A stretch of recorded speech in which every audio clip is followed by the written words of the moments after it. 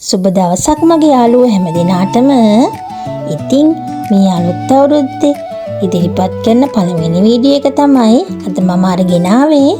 ඉතින් අද මම හදන්නේ කැරට් රයිස්. ඔයාලත් කැමති නේද කැරට් රයිස් කන්න? එහෙනම් අපි හදමු. දැන් අපි බලමු කැරට් රයිස් හදන්න මොනවද උවමනා වෙන්නේ කියලා. ඉතින් අපේ ප්‍රධාන අමුද්‍රව්‍ය කැරට්නේ. මේකෙදි මම ලොකු කැරට් ඩලයක් පොඩි කොටු කපාගෙන තමයි තියෙන්නේ. තව තෙම්පරාදුවට ලූණු, සුදු ලූණු, අමිංගුරු, රම්පි කරපිංචා, අවුමිරිස් පොඩියට කපාගෙන තියෙනවා. තව මේකට අපිට බිත්තරයක්, තෙම්පරාදුවට පොල් තෙල්, රසහනුව ලුණු ගම්මිරිස්, soy sauce, oyster sauce, chilli paste අවශ්‍ය වෙනවා. තව අපිට උයාගත්ත බත් ඕන වෙනවා. මේ වගේ පෑන් එකකුත් අවශ්‍ය වෙනවා. එහෙනම් අපි දැන් රයිස් එක හදමු. මුලින්ම අපි පෑන් එක ලිපේ තියාගෙන පෑන් එක හොඳින් රත් වුණාම පොල් තෙල් එකතු කරගන්නවා. අපි තෙම්පරාදුවට අවශ්‍ය ප්‍රමාණයට පොල් තෙල් එකතු කරගන්න ඕන.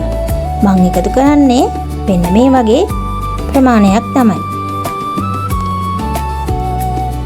ඊට පස්සේ තෙල් එක හොඳින් රත් වුණාම මේ වගේ උඩින් අත තියලා බැලුවාම තෙල් එක රත් වෙලා නම් අපිට තේරෙනවනේ. ඊට පස්සේ තෙල් එක දැන් රත් වෙලා තියෙන්නේ. දැන් අපි මුලින්ම එකතු කරන්නේ ඉඟුරු සුදු ලූණු. ඉඟුරු සුදු ලූණු මන් තලාගෙන තමයි තියෙන්නේ. ඉඟුරු සුදු ලූණු හොඳින් අපි බෙද ගන්න ඕන. හොඳ සුවඳක් එනවා දැන් මේ වෙලාවේදී. මේ වගේ හොඳින් බෙදගෙන ඊට පස්සේ අපි එකතු කරගන්න ඕන කරපිංචා.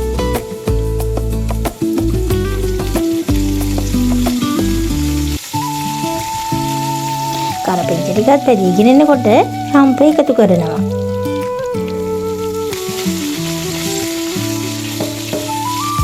ඊළඟට අමුමිරිස්.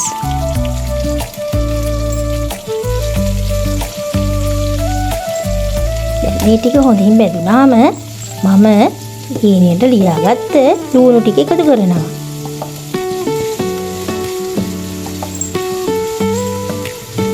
දැන් මේ ටික හොඳින් අපි තෙලෙන් බෙද ගන්න ඕන. හොඳ සුවඳක් එනවා දැන් මේ වෙලාවේ. දැන් අපි තෙම්පරාදුවට අවශ්‍ය ලුණු තමයි මේ එකතු කරන්නේ.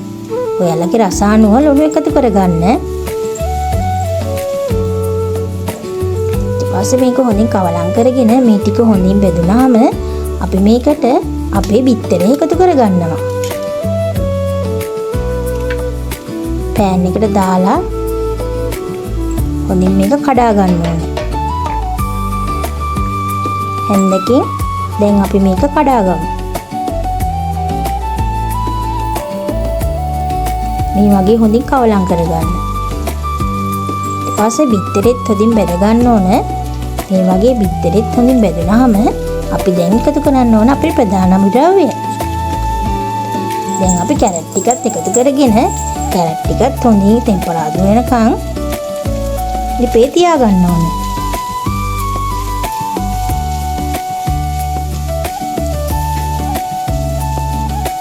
දැන් නම් ලස්සන පාටක් තියෙනව නේද? ඒ වගේ හොඳින් කවලම් කරගෙන හොඳින් බෙද ගන්න ඕන. ඊට පස්සේ මේ තියෙන්නේ මම උයාගත්ත බත් එක. මේක මම උයාගෙන තියෙන්නේ බාස්මති යාල් වලට සූදුරු දාලා සූදුරු බතක් වගේ. ඒකට මම ගීත් එකතු කරලා තියෙනවා. ඉතින් දැන් මම තෙම්පරාදුවට චිලි පේස්ට් ස්වල්පයක් එකතු කරගන්නවා. ඔයාලා කැමති නම් එකතු කරගන්න. ඊට පස්සේ ඔයිස්ටර් සෝස් බොහොම සුළු ප්‍රමාණයක්.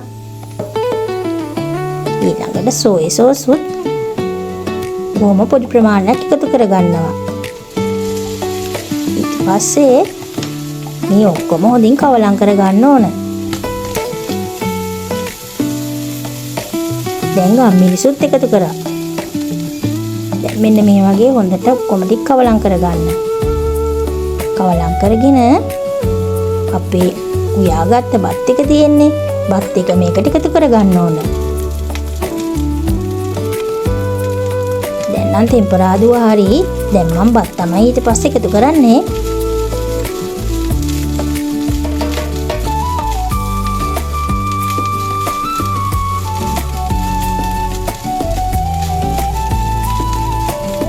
වගේ බත් එක එකතු කරගන්න ඕන. මේ කළු පාටට තියෙන සූදුරු වැට.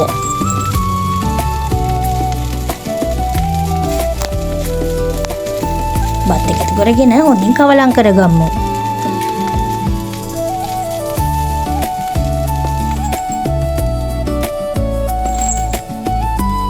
මට ඔයාලට මුලදිම කියන්න අමතක වුණා.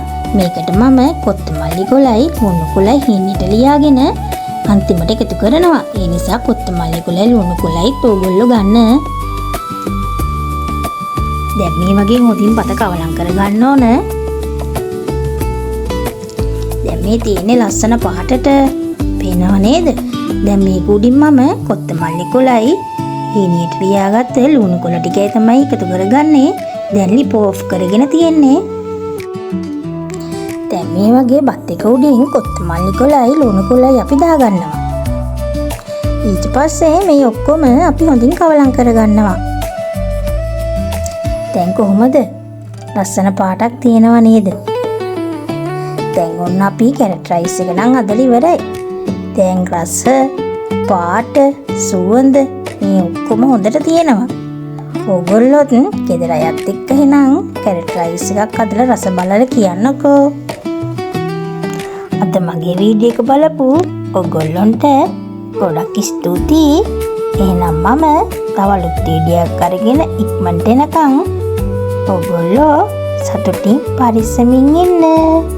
බයි.